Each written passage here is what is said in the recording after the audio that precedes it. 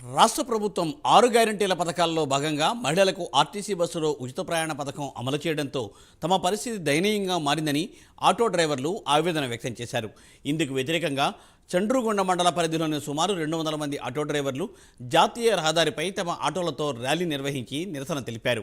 రాష్ట్ర ప్రభుత్వం అమలు చేస్తున్న ఉచిత ప్రయాణాన్ని కేవలం విద్యార్థులకు, 60 సంవత్సరాలు దాటిన వృద్ధులకు మాత్రమే అమలు చేయాలని డిమాండ్ చేశారు.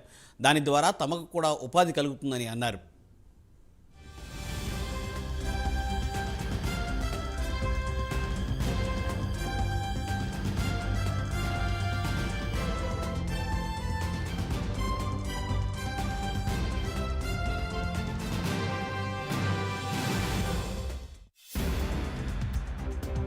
తెలంగాణ స్టేట్ ముఖ్యమంత్రి అయిన రేవంత్ రెడ్డి గారికి అయ్యా ఆటో వాళ్ళ విన్నపం ఏమనగా, మాకు ఫ్రీ బస్సుల వల్ల చాలా ఎఫెక్ట్ పడ్డది.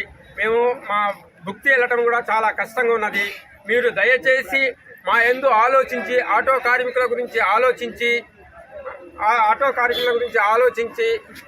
పిల్లలకు, కాలేజ్ పిల్లగాళ్లకు ఫ్రీ పాసు, 50 సంవత్సరం దాటిన వాళ్లకు ఫ్రీ పాసు, ఎంప్లాయీస్కు లేకుండా, ఎంప్లాయీస్ కూడా మీరు ఫ్రీగా పంపిస్తున్నారు.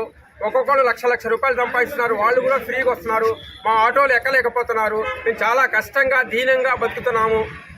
మా డిమాండ్స్ ఏంటంటే, వాళ్ళకు ఫ్రీ పాస్ ఇచ్చి తగ్గిన వాళ్లకు మామూలుగా ఇస్తే మేము రోజుకు 500 400 డీజిల్ బోనస్ సంపాదించుకొని మా పిల్లల్ని బతికించగలుగుతాము, పోషించగలుగుతాము. లేని పక్షంలో మా బతుకులు దీనం అయిపోయి రోడ్డు మీద పడాల్సి వస్తుంది. మేము ఇక ఏదో ఒకటి చేసుకొని సూసైడ్ ఏదో ఒకటి చేసుకొని ఉండాల్సి వస్తుంది. కూలీలు కూడా దొరకట్లేదు. మా పరిస్థితి, మమ్మల్ని అర్థం చేసుకొని మీరు ఈ యొక్క చట్టాన్ని కొద్దిగా అమలు